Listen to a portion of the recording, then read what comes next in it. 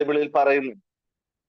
അതുപോലെ ഇസഹാക്കിന്റെ ദൈവം എന്ന് ഏകദേശം 10 പ്രാവശ്യവും, അതുപോലെ യാക്കോബിന്റെ ദൈവം എന്ന് ഏകദേശം 20 പ്രാവശ്യവും ബൈബിളില് ദൈവം തന്നെ വെളിപ്പെടുത്തുന്നതായിട്ട് നമുക്ക് കാണാനായിട്ട് സാധിക്കും. അപ്പൊ എന്റെ മനസ്സിൽ കഴിഞ്ഞ ദിവസങ്ങളിലൊക്കെ ഈ യാക്കോബിന്റെ ദൈവം എന്ന പദം കടന്നു വന്നപ്പോൾ എന്റെ മനസ്സിലേക്ക് വന്ന ചില ചിന്തകൾ ദൈവമക്കളുമായിട്ട് പങ്കുവെക്കാമെന്നാണ് ഞാൻ ആഗ്രഹിക്കുന്നത്. നമുക്കറിയാം യാക്കോബിന്റെ ജീവിതകാലത്തില് തുടക്കത്തിൽ പലരും പല വാക്കുകൾ പറയാറുണ്ട്. യാക്കോബ് എന്ന പേരിന്റെ അർത്ഥം ഉപായി എന്നാണ് നമ്മൾ പലപ്പോഴും കേട്ടിട്ടുണ്ട്.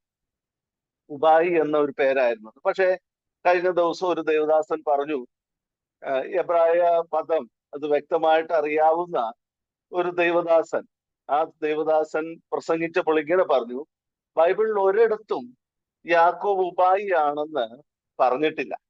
പകരം ബൈബിളിൽ പറഞ്ഞിരിക്കുന്നത് എന്താന്ന് വെച്ചാല് യാക്കോബ് വലിയ കഴിവുള്ളവൻ ആയിരുന്നില്ലെന്ന്. വലിയ കഴിവുള്ളവനാണ്. കാരണം നമുക്കറിയാം, ജനിച്ചപ്പോൾ ജ്യേഷ്ഠാവകാശത്തിന് വേണ്ടി ജനന സമയത്ത് എനിക്ക് തോന്നുന്ന ജ്യേഷ്ഠാവകാശത്തിന് വേണ്ടി പിടിവലി നടന്നതുപോലെ. കാരണം എന്താന്ന് വെച്ചാൽ ആദ്യം വന്നത് ഏശാവ് ആണെങ്കിലും യാക്കോബും ഒരു ശ്രമം നടത്തിയതുപോലെ നമുക്ക് കാണാനായിട്ട് സാധിക്കുക. അതിനുശേഷവും യാക്കോബ് ജ്യേഷ്ഠാവകാശത്തിന് വേണ്ടി പലപ്പോഴും ആഗ്രഹിച്ചെങ്കിലും പല കാര്യത്തിലും യാക്കോബ് കഴിവില്ലാത്തവനായിരുന്നു. നമുക്കറിയാം, മൂത്ത ജ്യേഷ്ഠനായ ഏശാവ്, അദ്ദേഹം ചുവന്നവനായിരുന്നു, സാമർഥ്യമുള്ളവനായിരുന്നു, വേട്ടയിൽ സാമർഥ്യമുള്ളവനായിരുന്നു, മറ്റുള്ള എല്ലാ രീതിയിലും പിതാവിന്റെ ഇഷ്ടം പിടിച്ചു പറ്റുവാൻ വരെയും സാമർഥ്യമുള്ളവനായിരുന്നു. എപ്പോഴും നമുക്ക് മക്കളൊക്കെ നല്ല ആക്റ്റീവായിട്ടൊക്കെ ഇരിക്കുന്ന മക്കളെയൊക്കെ പലപ്പോഴും പേരൻസും ഇഷ്ടപ്പെടുക. പക്ഷെ നമ്മൾ യാക്കോബിനെ കുറിച്ച് വായിക്കുന്നത് അങ്ങനെ വലിയ ആക്റ്റീവായിട്ടുള്ള വ്യക്തിയൊന്നും ആയിരുന്നില്ല യാക്കോബ്. കൂടാരവാസിയായിട്ട് അമ്മയുടെ കൂടെ ഹെൽപ്പ് ചെയ്തുകൊണ്ടൊക്കെ ജീവിച്ചിരുന്ന ഒരു സാധാരണക്കാരനായ മനുഷ്യൻ. പക്ഷേ ബൈബിളില് മലാഖി പ്രവചനത്തില് ഇങ്ങനെ എഴുതിയിട്ടുണ്ട്, ഞാൻ യാക്കോബിനോട് കരുണ കാണിച്ചു, ഏശാവിനെ ദ്വേഷിച്ച് യാക്കോബിനെ സ്നേഹിച്ചു. അതെന്താണെന്ന് ചോദിച്ചിട്ടുണ്ട്. അത് ദൈവഹിതമായിരുന്നു. പലപ്പോഴും ദൈവം ചെയ്യുന്ന അങ്ങനെയാണ്.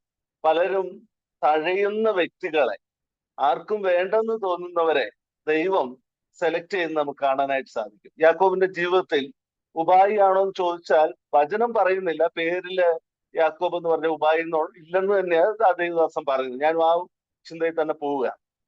പക്ഷെ എങ്കിൽ പോലും കഴിവുള്ളവനായിരുന്നില്ല. യാതൊരു സാമർഥ്യം ഇല്ലാതിരുന്നിട്ടും ഈ യാക്കോബിനെ ദൈവം തെരഞ്ഞെടുത്തു. എന്തുകൊണ്ട് യാക്കോബിനെ ദൈവം തെരഞ്ഞെടുത്തു എന്ന് ചോദിച്ചാൽ, ഞാൻ ആദ്യം പറഞ്ഞ വാക്ക് തന്നെ അതിനുള്ള ഉത്തരം. യാക്കോബിന്റെ ദൈവം എന്ന് ദൈവം വിളിക്കപ്പെടുവാനിടയായി. എപ്പോഴാ യാക്കോബിന്റെ ദൈവം എന്ന് ദൈവം തന്നെ വിളിക്കാനായിട്ട് തുടങ്ങിയെന്നറിയാവോ? ഞാൻ പറയട്ടെ, നമ്മൾ ദൈവവചനത്തിലേക്ക് അത് പ്രവേശിക്കാനായിട്ട് പോവുകയാണ്. അപ്പോൾ നമുക്ക് കാണാൻ പറ്റുന്നത്, എന്ന് യാക്കോബ് തന്റെ ജീവിതത്തിൽ അങ്ങ് എന്റെ ദൈവമായിരിക്കുമെന്ന് തീരുമാനിച്ചോ, അന്ന് മുതലാണ് യാക്കോബിന്റെ ദൈവമെന്ന് ദൈവം തന്നെ വിളിക്കുവാനായിട്ട് ഇടയായത്. ഞാൻ പറഞ്ഞത് പ്രിയമുള്ളവര് മനസ്സിലാക്കുന്നെന്ന് കരുതുക. യാക്കോബിന്റെ ദൈവമെന്ന്, യാക്കോബിനെ ദൈവം സ്നേഹിച്ചു, മുമ്പ് കൂട്ടി തന്നെ പറഞ്ഞു, ഞാന് ഏശാവിനെ ദുഷിച്ച് യാക്കോബിനെ സ്നേഹിച്ചിരിക്കുന്നു എന്ന്. പക്ഷെ എങ്കിൽ പോലും യാക്കോബിന്റെ ദൈവമെന്ന് ദൈവം വിളിക്കപ്പെടാനായിട്ട് തുടങ്ങിയത്, ഞാൻ പറഞ്ഞു ബൈബിളിലെ ഏകദേശം 20 പ്രാവശ്യത്തോളം എഴുതിയിരിക്കുന്ന വാക്കാണ് യാക്കോബിന്റെ ദൈവം. പക്ഷെ യാക്കോബിന്റെ ദൈവം എന്ന് ദൈവം തന്നെ വിളിക്കപ്പെടാനായിട്ട് തുടങ്ങിയത് എന്ന് യാക്കോബ് തന്റെ ജീവിതത്തിൽ ദൈവത്തെ, നീ അങ്ങ് എന്റെ ദൈവമായിരിക്കുമെന്ന് തീരുമാനമെടുത്തോ, അന്ന് തുടങ്ങിയാണ് യാക്കോബ് ദൈവം യാക്കോബിന്റെ ദൈവമായിട്ട് മാറിയത്. ദൈവവചനത്തിൽ 3 സ്ഥലങ്ങളിൽ ദൈവവുമായിട്ട് യാക്കോബ് ബന്ധപ്പെട്ട, അല്ലെങ്കിൽ ദൈവവുമായിട്ട് യാക്കോബ് മുഖാമുഖം സന്ധിച്ച 3 അവസരങ്ങൾ നമ്മൾ കാണുന്നുണ്ട്. അതിലെ മനോഹരമായ മറ്റൊരു കാര്യം, ഈ 3 അവസരങ്ങളിലും ആ സ്ഥലങ്ങൾക്ക് യാക്കോബ് ഓരോ പേരിടുകയും ചെയ്തു. 3 അവസരങ്ങൾ ഏതെല്ലാമാണെന്നും ആ 3 അവസരങ്ങൾ ദൈവമക്കളായ നമുക്ക് നൽകുന്ന ആത്മീക വെളിച്ചം എന്താണെന്നുള്ളതുമായിരിക്കും നമ്മൾ ചിന്തിക്കുന്നത്. അതുകൊണ്ട് ഞാൻ അതിന് കൊടുത്തിരിക്കുന്ന പേര് യാക്കോബിന്റെ യാത്ര എന്നാ പറയുന്നത്. യാക്കോബിന്റെ യാത്രയും മടങ്ങി വരും. അപ്പോൾ യാത്ര തുടങ്ങിയത്, ആ തുടങ്ങിയ സ്ഥലത്തെ ഞാൻ കൊടുത്തിരിക്കുന്ന പേരാണ് ബഥേൽ. ബഥേൽ മുതൽ പെനിയേൽ വരെ എന്നുള്ള ഒരു പേര് ഞാൻ കൊടുത്തിരിക്കുന്നത്. ആ പേരിന്റെ ഉദ്ദേശം ഇതാണ്. യാക്കോബ് 3 പേരുകൾ ഇട്ടു. ദൈവവുമായി സന്ധിച്ച 3 സ്ഥലങ്ങൾക്ക് യാക്കോബ് 3 പേരുകളിൽ. ഈ 3 പേരുകളും എന്തെല്ലാമാണ് എന്ന് നമ്മൾ ചിന്തിക്കാനായിട്ട് പോവുകയാണ്. നമ്മുടെ അല്പനേരത്തെ ചിന്തയ്ക്കായിട്ട് 3 വേദഭാഗങ്ങൾ നമുക്ക് വായിക്കാം. ആദ്യത്തെ വേദഭാഗം നമ്മൾ കാണുന്നത്, ഞാൻ സ്ക്രീൻ ഒന്ന് ഷെയർ ചെയ്യാനായിട്ട് ട്രൈ ചെയ്തുകൊണ്ടിരിക്കുകയാണ്. ആദ്യത്തെ വേദഭാഗം ദയവായിട്ട് നമുക്ക് വചനത്തിൽ ഒന്ന് നോക്കാം. ഉൽപ്പത്തി പുസ്തകം 28-ാം അധ്യായം. ഉൽപ്പത്തി പുസ്തകം 28-ാം അധ്യായത്തില് നമുക്ക് ആദ്യത്തെ വേദഭാഗം കാണാനായിട്ട് സാധിക്കും. ഉൽപ്പത്തി പുസ്തകം 28-ന്റെ 11 മുതലുള്ള വേദഭാഗത്ത് നമുക്ക് ആദ്യത്തെ ആ സംഭവം നമുക്ക് കാണാനായിട്ട് സാധിക്കും. ഉൽപ്പത്തി പുസ്തകം 28-ാം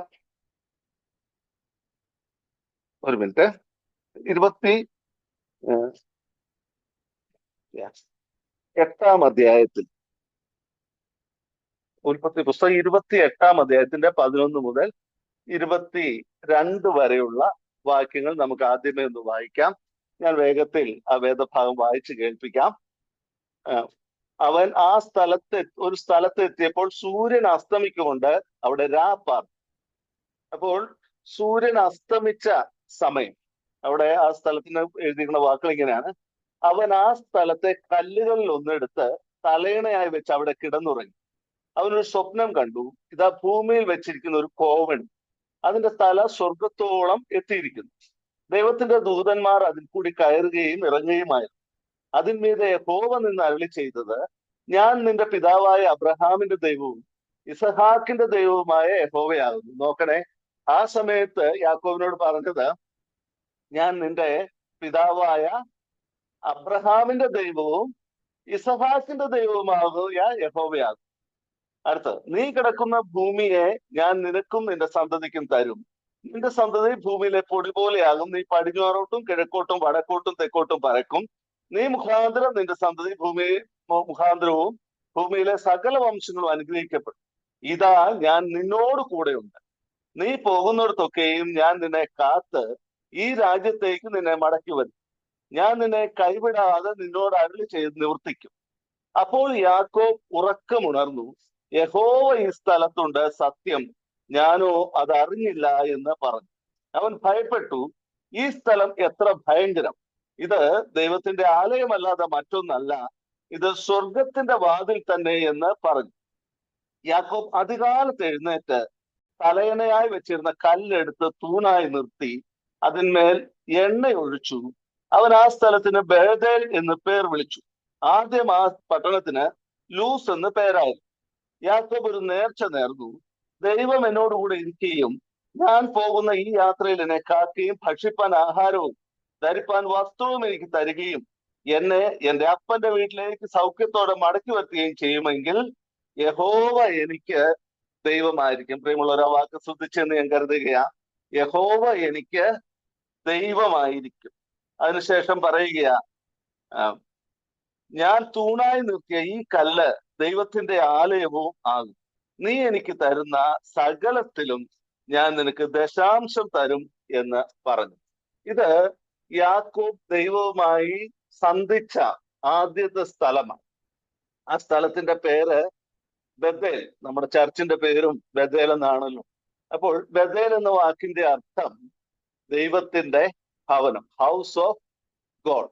യാക്കോബിന്റെ ജീവിതത്തിൽ സൂര്യൻ അസ്തമിച്ച ഒരു സമയം എന്ന് വേണമെങ്കിൽ നമുക്ക് പറയാം. എന്ന് പറഞ്ഞാൽ ബൈബിളിൽ പറയുന്നുണ്ട്, സൂര്യൻ എന്ന് പറയുമ്പോൾ മാതാവും പിതാവും യോസേഫിന്റെ സ്വപ്നത്തില് അങ്ങനെ പറയാനായിട്ട് സാധിക്കും. മാതാവും പിതാവിനെയും സൂര്യനും ചന്ദ്രനുമായിട്ട് കാണുന്നുണ്ട്. അപ്പോഴ് അവരുടെ ഒരു സാമീപ്യമില്ല. അവരിൽ നിന്ന് അകന്ന് ജീവിതത്തിൽ കൂടെ നിൽക്കാൻ ആരുമില്ല എന്ന് തോന്നിയ സമയത്തെ നമുക്ക് ആ സമയത്തെ വിളിച്ചിരുന്ന പേരാണ് സൂര്യൻ അസ്തമിച്ച സമയം. പക്ഷേ ആ സമയത്ത് കാണുന്ന ഒരു കാര്യം എന്താണെന്നറിയാവോ?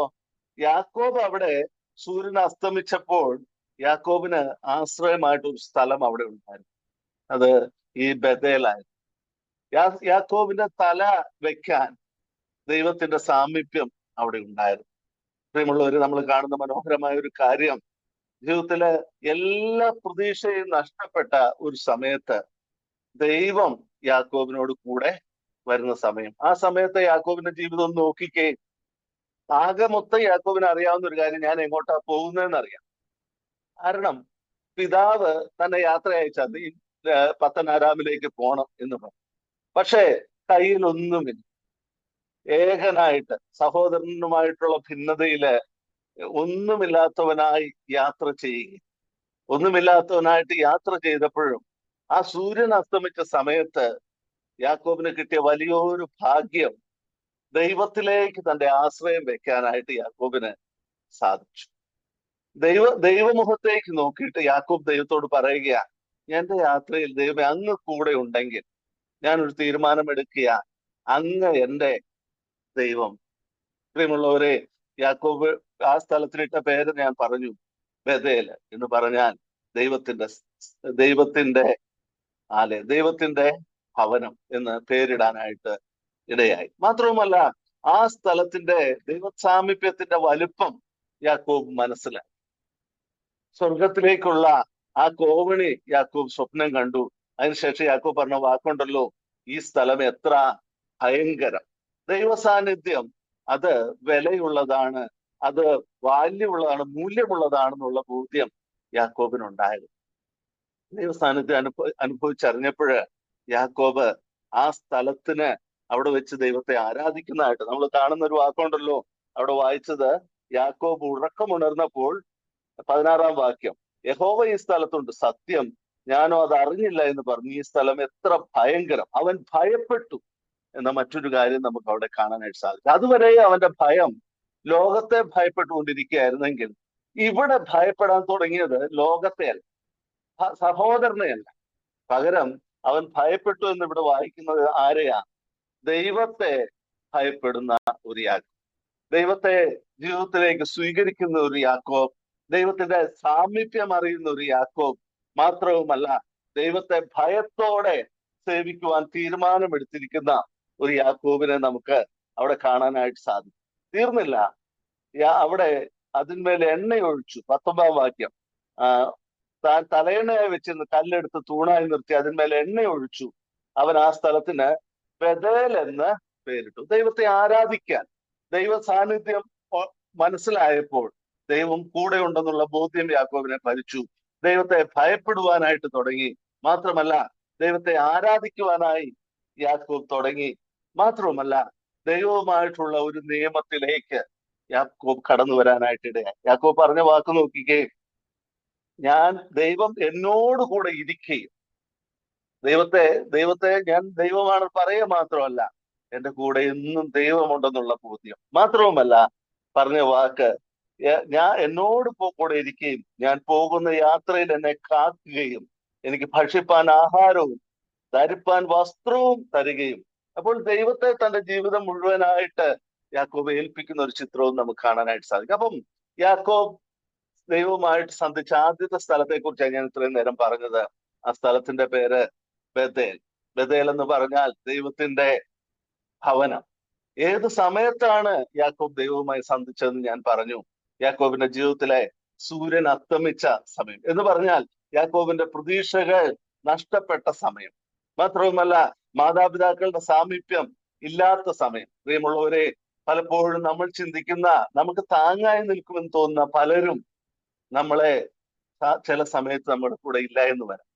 പക്ഷെ ഒരു കാര്യമുണ്ട് കേട്ടോ, മറ്റാരും കൂടെ ഇല്ലെന്ന് തോന്നിയാലും ദൈവം നമ്മളെ കൈവിടത്തില്ല. ഞാൻ നിന്നെ ഒരു നാൾ കൈവിടത്തില്ല, ഉപേക്ഷിക്കുകയുമില്ലെന്നാ പറഞ്ഞത്. യാക്കോബ് എന്ന് ദൈവവുമായിട്ടൊരു ബന്ധത്തിലേക്ക് വന്നോ, യാക്കോബ് ദൈവം എന്റെ ആണെന്ന് എന്ന് തീരുമാനിച്ചോ, അന്ന് തുടങ്ങി ദൈവവും പറയുക, ഞാൻ യാക്കോബിന്റെ ദൈവമാണ്. ദൈവമക്കളെ, തീർച്ചയായും നമുക്കൊരു ധൈര്യമുണ്ട്.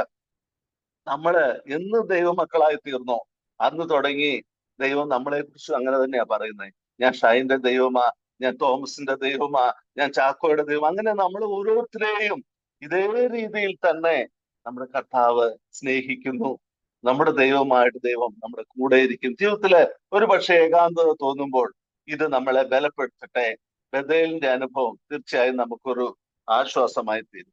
രണ്ടാമത് നമ്മൾ കാണുന്നത് ഉൽപ്പത്തി പുസ്തകം 32-ന്റെ 1-2 വാക്യങ്ങൾ. ഞാൻ ചില കാര്യങ്ങൾ അങ്ങ് എഴുതിയത് ഞാൻ വിട്ടു വേഗത്തിൽ പോവുകയാണ്. ഉൽപ്പത്തി പുസ്തകം 32-ന്റെ 1-2 വാക്യം. അവിടെ നമ്മൾ വായിക്കുന്നത്, യാക്കോബ് തന്റെ വഴിക്ക് പോയി, ദൈവത്തിന്റെ ദൂതന്മാർ അവന്റെ എതിരെ വന്നു. യാക്കോബ് അവരെ കണ്ടപ്പോൾ ഇത് ദൈവത്തിന്റെ സേന എന്ന് പറഞ്ഞ് ആ സ്ഥലത്തിന് മഹനയീം എന്ന് പേരിട്ടു. അപ്പോൾ യാക്കോബ് ആദ്യം പേരിട്ട സ്ഥലം ബഥേൽ. എപ്പോഴാണെന്ന് ചോദിച്ചാൽ, തന്റെ ജീവിതത്തിൽ തന്റെ പേരൻസിൽ നിന്ന് താൻ മാറ്റപ്പെട്ടപ്പോൾ, താൻ ഏകനാണെന്ന് തോന്നിയപ്പോൾ, സൂര്യൻ അസ്തമിച്ച ഒരവസ്ഥ തന്റെ ജീവിതത്തിൽ ഉണ്ടായപ്പോൾ യാക്കോബ് ആ സ്ഥലത്തിന് ബഥേൽ, ദൈവസാന്നിധ്യം അനുഭവിച്ചറിയാനായിട്ടിടയായി, ദൈവവുമായിട്ടുള്ള ഒരു ബന്ധത്തിലേക്ക് യാക്കോബ് കടന്നു വരുവാനായിട്ടിടയായി.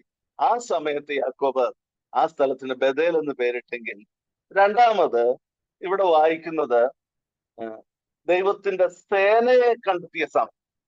ആ സമയത്തിനിട്ടിരിക്കുന്ന പേരാണ് മഹനയീം, അല്ലെങ്കിൽ ആ സ്ഥലത്തിനിട്ട പേരാണ് മഹനയീം.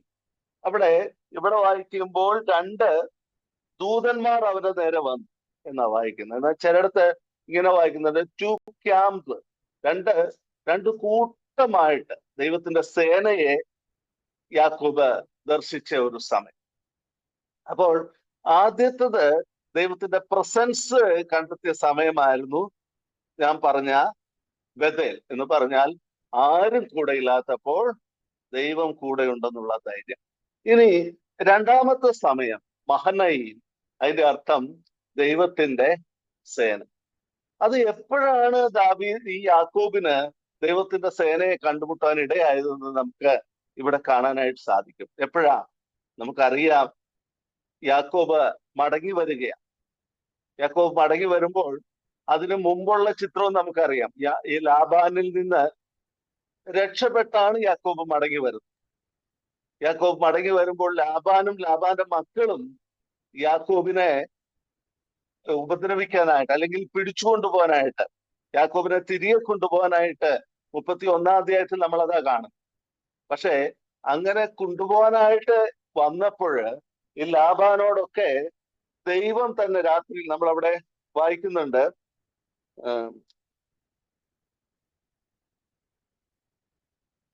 നമ്മള് 31-ാം അധ്യായത്തിൽ നമ്മൾ വായിക്കുന്നത്, അവിടെ രാത്രിയില് 31-ന്റെ 24-ാം വാക്യം. എന്നാൽ ദൈവം രാത്രി സ്വപ്നത്തിൽ അരാമ്യനായ ലാബാന്റെ അടുക്കൽ വന്ന് അവനോട്, നീ യാക്കോബിനോട് ഗുണമെങ്കിലും ദോഷമെങ്കിലും പറയാതിരിപ്പാൻ സൂക്ഷിച്ചു കൊള്ളുക എന്ന് കൽപ്പിച്ചു. അപ്പോഴ് യാക്കോബിനെ ഉപദ്രവിക്കാനായിട്ട് പിന്നിൽ ലാബാൻ കടന്നു വരികയാണ്. പക്ഷെ നമ്മൾ അവിടെ വായിക്കുന്നത്, ദൈവം രാത്രിയിൽ തന്നെ ഈ ലാബാനോട് ഇടപെടുകയാണ്.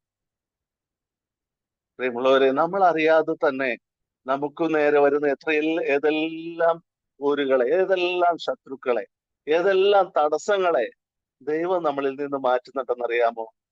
യാക്കോബ് ഭയപ്പെട്ടുകൊണ്ടാ വരുന്നത്, ലാബാനും തന്റെ മക്കളും തന്നെ ഉപദ്രവിക്കുമോ. പക്ഷേ രാത്രിയിൽ ഇടപെടുന്ന ഒരു ദൈവം. ഞാൻ ഇത് പറയുമ്പോൾ മറ്റൊരു കാര്യം കൂടി പറയുവാൻ വേണ്ടി ഞാൻ ഈ വാക്ക് പറഞ്ഞത്. എന്നാന്നറിയാവോ? നമ്മൾ പലപ്പോഴും സാക്ഷ്യം പറയും. സാക്ഷ്യം പറയുന്നത്, വാഹനം ഓടിക്കുമ്പോൾ ചിലപ്പം പോയതിനു ശേഷം, യാത്ര ചെയ്തതിനു ശേഷം ചെറിയൊരു ആക്സിഡന്റ് വരുമ്പോൾ നമ്മൾ പറയും, കഴിഞ്ഞ ആഴ്ച എനിക്ക് അല്ലെങ്കിൽ ചെറിയൊരു ആക്സിഡന്റ് വന്നു, പക്ഷെ അതിൽ നിന്ന് ദൈവം എന്നെ സൂക്ഷിച്ചു എന്ന് പറയും. അല്ലെങ്കിൽ നമ്മുടെ മുമ്പിൽ ചില അനർത്ഥങ്ങളൊക്കെ മുമ്പിൽ വന്നു പെട്ടിട്ട് അതിൽ നിന്ന് മോചനം നേടുമ്പോൾ നമ്മൾ ഉടനെ പറയുന്ന ഒരു വാക്കാ, ഓ ദൈവം കാത്തു എന്ന്. പ്രിയമുള്ളവരെ, എന്നാല് നമ്മൾ ചിന്തിക്കാത്ത, നമ്മൾ മനസ്സിലാക്കാത്ത എത്രയോ അനർത്ഥങ്ങളിൽ നിന്ന് കഴിഞ്ഞ കാലങ്ങളിൽ ദൈവം നമ്മളെ പരിപാലിച്ചിട്ടുണ്ട്. പലതും നമ്മൾ അറിയത്തില്ല. പത്രോസിനോട് പറയുന്ന വാക്കുണ്ട്, കർത്താവ് പറഞ്ഞുകൊണ്ട്, സാത്താൻ നിന്നെ പതിരുപോലെ പാറ്റിക്കളയാനായിട്ട് എന്നോട് പല പ്രാവശ്യം ചോദിച്ചു. ഞാന് നിന്റെ വിശ്വാസം പോയിക്കൊള്ളാതിരിക്കാൻ ഞാൻ അത് അനുവദിച്ചു കൊടുത്തില്ല. എത്രയോ അനർത്ഥങ്ങൾ, ഇയ്യോബിന്റെ കഷ്ടതയെ കുറിച്ച് നമ്മൾ വായിക്കുന്നുണ്ട്. പക്ഷേ അതിനേക്കാൾ വലിയ അനർത്ഥങ്ങൾ ഇയ്യോബിന് വരാമായിരുന്നതിൽ നിന്ന് ദൈവം രക്ഷിച്ചതല്ലേ? നമ്മുടെയൊക്കെ ജീവിതത്തിൽ നമ്മൾ അറിയാതെ, നമ്മൾ മനസ്സിലാക്കാത്ത പല അനർത്ഥങ്ങളിൽ നിന്നും ദൈവം നമ്മളെ സൂക്ഷിച്ചിട്ടുണ്ട്. നമ്മൾ ആരും നമ്മുടെ കഴിവുകൊണ്ടല്ല നിലനിൽക്കുന്നത്. ബൈബിളിൽ പറയുന്നുണ്ടല്ലോ, അവൻ നിന്റെ കണ്ണിനെ കണ്ണുനീരിൽ നിന്നും, പ്രാണനെ മരണത്തിൽ നിന്നും, കാലിനെ വീഴ്ചയിൽ നിന്നും വിടുവിച്ചിരിക്കും. ദൈവിക സംരക്ഷണം ദൈവമക്കളായ നമ്മളോട് കൂടെ ഉണ്ട്. യാക്കോബിന്റെ ദൈവത്തെ കുറിച്ച് ഒരു വാക്ക് ഞാൻ അതിനോടുള്ള ബന്ധത്തിൽ പറയാനായിട്ട് ഞാൻ ആഗ്രഹിക്കുന്നു. 46 സങ്കീർത്തനത്തിന്റെ 7 വാക്യം ഞാൻ അതുകൂടി ഒന്ന് വായിച്ച് കേൾപ്പിക്കുകയാണ്. സങ്കീർത്തനം 46 2 പ്രാവശ്യം ഒരേ വാക്ക് നമുക്ക് കാണാനായിട്ട് സാധിക്കും. 46 സങ്കീർത്തനത്തിന്റെ 7 വാക്യം ഞാൻ ആദ്യം വായിക്കുകയാണ്. സൈന്യങ്ങളുടെ യഹോവ നമ്മോട് കൂടെയുണ്ട്, യാക്കോബിന്റെ ദൈവം നമ്മുടെ ദുർഗം ആകുന്നു. 11 വാക്യവും അത് തന്നെയാണ് പറയുന്നത്. സൈന്യങ്ങളുടെ യഹോവ നമ്മോട് കൂടെയുണ്ട്, യാക്കോബിന്റെ ദൈവം നമ്മുടെ ദുർഗമാകും. അപ്പോൾ യാക്കോബ് ആദ്യം ദൈവത്തിന്റെ പ്രസൻസ് മനസ്സിലാക്കി ആ സ്ഥലത്തിന് ബഥേൽ എന്ന് പേരിട്ടു. രണ്ടാമത് ദൈവത്തിന്റെ പവർ മനസ്സിലാക്കി ആ സ്ഥലത്തിനിട്ട പേരാണ് മഹനയീം. മഹനയീം. പ്രിയമുള്ളവരെ, ദൈവമക്കളായ നമ്മൾ ദൈവകരങ്ങളിൽ എത്ര സുരക്ഷിതരാണ്. ഏലീശയുടെ ശിഷ്യന്റെ കാര്യം നമുക്കറിയാം. അരാമ്യ സൈന്യത്തിന്റെ ആ വലിയ കൂട്ടത്തെ കാണുമ്പോൾ ഏലീശയുടെ ശിഷ്യൻ ഭയപ്പെട്ടു.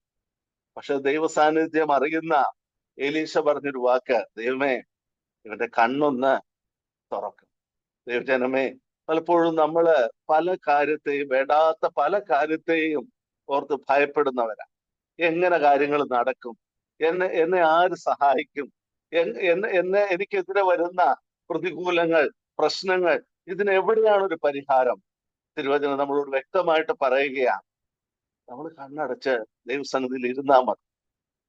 കണ്ണ് ദൈവം തുറക്കുമ്പോൾ നമ്മുടെ മുമ്പിലുള്ള യഹോവയുടെ ദൂതൻ തന്റെ ഭക്തന്മാർക്ക് ചുറ്റും പാളയമിറങ്ങി അവരെ വിടുവിക്കുന്ന ആ സാന്നിധ്യം നമുക്ക് മനസ്സിലാക്കാനായിട്ട് സാധിക്കും. അപ്പോൾ ഒന്ന്, ദൈവത്തിന്റെ പ്രസൻസ് അറിഞ്ഞ സ്ഥലം യാക്കോബ് അതിന് ബഥേൽ എന്ന് പേരിട്ടു.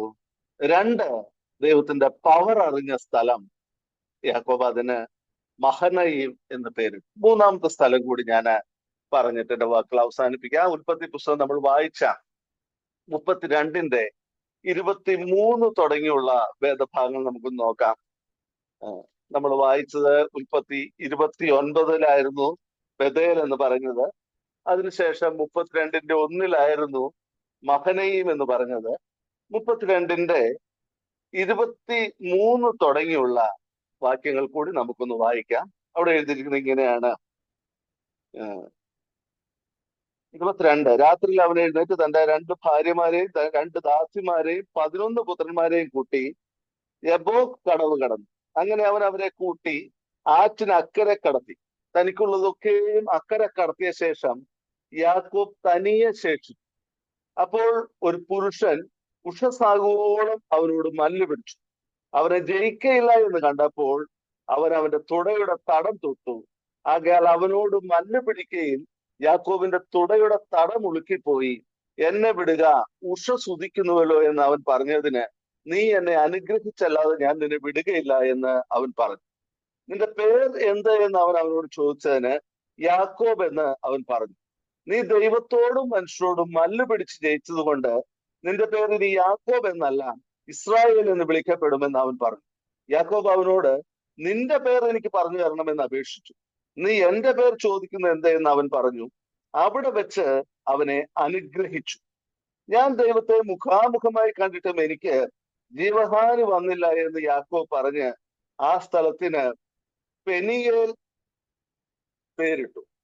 അവൻ പെനിയേൽ കടന്നു പോകുമ്പോൾ സൂര്യൻ ഉദിച്ചു.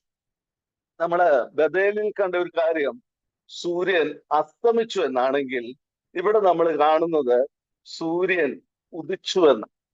എവിടെയാ? ദൈവത്തെ മുഖാമുഖമായി കണ്ട സ്ഥലം. ഈ സ്ഥലം എപ്പോഴാണ് ദൈവത്തെ മുഖാമുഖമായി കാണുവാൻ യാക്കോബിന് സാധിച്ചതെന്ന് വെച്ചാൽ നമുക്ക് എല്ലാവർക്കും അറിയാവുന്ന കാര്യമാണ്. ഞാൻ ഒന്നുകൂടി നമ്മുടെ ഓർമ്മയെ പുതുക്കുന്നു എന്നേ ഉള്ളൂ. എപ്പോഴാണെന്ന് അറിയാമോ? യാക്കോബ് ദൈവസന്നിധിയിൽ തന്റെ സമയം ചിലവഴിച്ച നിമിഷങ്ങളിൽ. നമ്മൾ അവിടെ വായിക്കുന്നത് ഉഷസ്സാകുവോളം അവനോട് മല്ല് പിടിച്ചു. ഇവിടെ ആരോടാ മല്ല് പിടിച്ചതെന്നൊക്കെ നമ്മൾ വായിക്കുന്നുണ്ട്. ദൈവത്തോടാ മല്ല് പിടിച്ചത്. ഇനി ദൈവത്തോട് മല്ല് പിടിച്ചുകൊണ്ടിരിക്കുമ്പോൾ ഈ ദൈവദൂതൻ ദൈവ സാന്നിധ്യം തന്നെയാണ് അവിടെ ഉണ്ടായിരുന്നത്. അപ്പോൾ ഈ ദൈവദൂതൻ അല്ലെങ്കിൽ ദൈവം താനുമായിട്ട് മല്ല് പിടിക്കുന്ന യാക്കോബിനോട് പറയുന്ന ഒരു അപേക്ഷ പോലെ പറയുന്ന ഒരു വാക്കും നോക്കിക്കേ. എന്നെ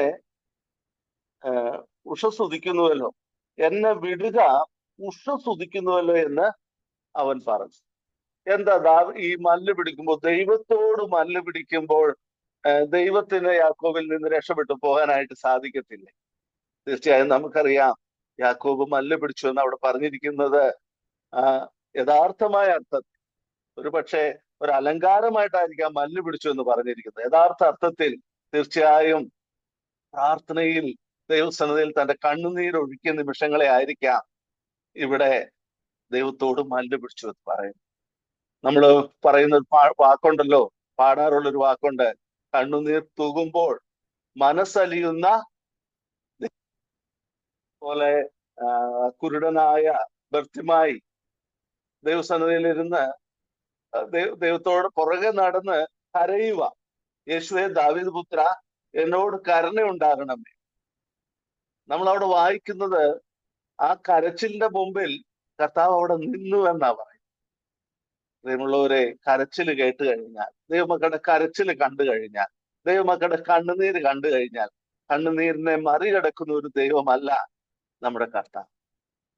അപ്പോൾ അങ്ങനെ രാത്രിയുടെ യാമങ്ങൾ ഞാൻ ഇങ്ങനെ ചിന്തിക്കുക, ജീവിതത്തില് രാത്രിയുടെ യാമങ്ങൾ ദൈവസന്നിധിയിൽ യാക്കോബ് ചെലവഴിച്ചുകൊണ്ടിരുന്നപ്പോൾ കർത്താവ് പറയുക, എന്നെ വിടുക. യാക്കോബ് പറഞ്ഞൊരു വാക്ക്, നീ എന്നെ അനുഗ്രഹിച്ചിട്ടല്ലാതെ ഞാൻ നിന്നെ വിടുകയില്ല. ഇത് പറഞ്ഞപ്പോൾ എന്റെ മനസ്സിലേക്ക് മറ്റൊരു കാര്യം കൂടി ഓർമ്മ വന്നു. ഇവിടെ യാക്കോബ് എന്നെ അനുഗ്രഹിച്ചല്ലാതെ ഞാൻ നിന്നെ വിടുകയില്ല, 26 വാക്യം. എന്നാൽ ഇതിനു മുമ്പ് യാക്കോബ് അനുഗ്രഹത്തിന് വേണ്ടി മറ്റൊരു സ്ഥലത്തേക്ക് പോയായിരുന്നു. അവിടെയും യാക്കോബിന്റെ ലക്ഷ്യം അനുഗ്രഹം നേടുക എന്നുള്ളത് തന്നെയായിരുന്നു. എവിടെയാ? തന്റെ പിതാവിന്റെ അടുക്കൽ. പക്ഷെ അവിടെ യാക്കോബ് ചെല്ലുമ്പോൾ യാക്കോബ് തന്റെ മാതാവിന്റെ ഉപദേശം കേട്ടുകൊണ്ടായിരിക്കാൻ പോകുന്നത്. എങ്ങനെയാണെങ്കിലും തന്റെ വ്യക്തിത്വമല്ല വെളിപ്പെടുത്തിയത്. പേരിൽ ഉപായം ഉണ്ടോ ഇല്ലയോ എന്നുള്ളത് എന്താണെങ്കിലും, പക്ഷെ ഒരു ഉപായം കൊണ്ടായിരുന്നു തന്റെ പിതാവിന്റെ മുമ്പിലേക്ക് യാക്കോബ് കടന്നില്ല. അവിടെ ചെല്ലുമ്പോൾ യാക്കോബ് ആഗ്രഹിച്ച ഒരു കാര്യം ഇതായിരുന്നു, പിതാവിന്റെ അനുഗ്രഹം. ആ പിതാവിന്റെ അനുഗ്രഹം യാക്കോബ് ആഗ്രഹിച്ചു. ആ അനുഗ്രഹം ഉപായത്തിലൂടെ വാങ്ങിക്കുകയും ചെയ്തു. പക്ഷെ പിതാവിന്റെ അനുഗ്രഹം നമ്മുടെ പേരൻസിന്റെ അനുഗ്രഹം അത് നമുക്ക് നന്മ തന്നെ വരുത്തത്തുള്ളൂ. പക്ഷെ എങ്കിലും പ്രിയമുള്ളവരെ, അതിനേക്കാൾ പ്രധാനം യഹോവയുടെ അനുഗ്രഹം. യഹോവയുടെ അനുഗ്രഹം തന്റെ മക്കൾക്കുണ്ടാകും. യഹോവയുടെ അനുഗ്രഹം തന്റെ ഭക്തന്മാർക്കുണ്ടാകും. നീതിമാന്റെ തലമുറ അനുഗ്രഹിക്കപ്പെട്ടതെന്നെല്ലാം ദൈവവചനം പറയുന്നുണ്ട്. അപ്പോഴ് ഞാൻ പറയാൻ വന്നത്, മാനുഷ്യമായി ലഭിക്കുന്ന അനുഗ്രഹങ്ങളെക്കാൾ പ്രധാനമാണ് ദൈവത്തിൽ നിന്നുള്ള അനുഗ്രഹം. ദൈവത്തിൽ നിന്നുള്ള അനുഗ്രഹം അത് പ്രധാനമാണെന്ന് യാക്കോബ് തന്റെ ജീവിതത്തിൽ മനസ്സിലാക്കി. പിതാവിന്റെ അനുഗ്രഹം മേടിക്കാൻ താൻ ചില ഉപായ മാർഗങ്ങളൊക്കെ സ്വീകരിച്ചെങ്കിലും ദൈവത്തിന്റെ അനുഗ്രഹം മേടിക്കാൻ മറ്റൊരു ഉപായത്തിലൂടെയും സാധിക്കത്തില്ല. ആകെ ഒരു മാർഗമേ ഉള്ളൂ, ദൈവസന്നിധിയിൽ മല്ല് പിടിക്കുക, പ്രാർത്ഥനയിലൂടെ. കർത്താവേ, എനിക്ക് അങ്ങയുടെ കൃപ വേണം, എനിക്ക് അങ്ങയുടെ ബലം വേണം, അങ്ങയുടെ അനുഗ്രഹം എനിക്ക് വേണം. തീർച്ചയായും ആ രീതിയിൽ ദൈവസന്നിധി സമയം ചിലവഴിക്കുന്നത് അനുഗ്രഹത്തിന് കാരണമാകുമെന്നുള്ളതിൽ യാതൊരു സംശയവുമില്ല. അവിടെ അടുത്ത വാക്ക്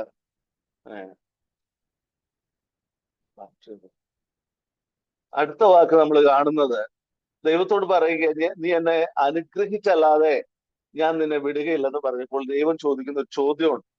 അവിടെ വായിക്കുന്നത് ഇങ്ങനെയാണ്, അവിടെ വായിക്കുന്നത്, നിന്റെ പേരെന്ത് എന്ന് അവനോട് ചോദിച്ചു. ദൈവം ചോദിക്കുക, അല്ലയോ യാക്കോബേ, നിന്റെ പേരെന്താ?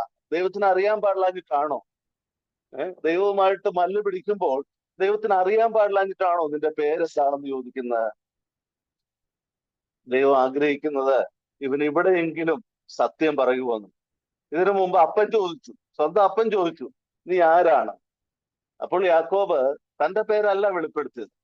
യാക്കോബ് പറയുന്നത്, ഞാൻ ഏശാവാണ്. പക്ഷെ ഇവിടെ യാക്കോബിനോട് ചോദിക്കുക, നിന്റെ പേരെന്താണെന്ന് ദൈവം ചോദിച്ചപ്പോൾ യാക്കോബ് പറയുക, ഞാന് ഇവിടെ വായിക്കുന്നുണ്ടല്ലോ, യാക്കോബ് എന്ന് അവൻ പറഞ്ഞു. പ്രിയമുള്ളവരെ, ദൈവസന്നിധിയിൽ പ്രാർത്ഥിക്കുമ്പോൾ ഒരു കാര്യം വളരെ പ്രധാനപ്പെട്ടതാണ്.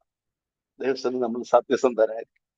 പലപ്പോഴും എന്താ നമ്മൾക്ക് പല കാര്യങ്ങളിലും പല നന്മകളും ദൈവത്തിൽ നിന്ന് കിട്ടാത്തതെന്ന് ചോദിച്ചാൽ ഉത്തരം നമ്മുടെ ഹൃദയത്തിൽ, ബൈബിളിൽ പറഞ്ഞ മറ്റൊരു വാക്യമുണ്ടല്ലോ, ഞാൻ എൻ്റെ ഹൃദയത്തിൽ അകൃത്യം കരുതിരുന്നുവെങ്കിൽ ദൈവം കേൾക്കും. പലപ്പോഴും നമ്മൾ പ്രാർത്ഥിക്കാനായിട്ട് പറയും, സഭയോട് പറയും, നമ്മളിരുന്ന് പ്രാർത്ഥിക്കും. ചില വിഷയത്തിന്, എല്ലാ വിഷയത്തിനും ഉത്തരം തരാത്തത് നമ്മുടെ ഹൃദയത്തിൽ അകത്യമുള്ളതുകൊണ്ടെന്നല്ല ഞാൻ പറഞ്ഞത്. പകരം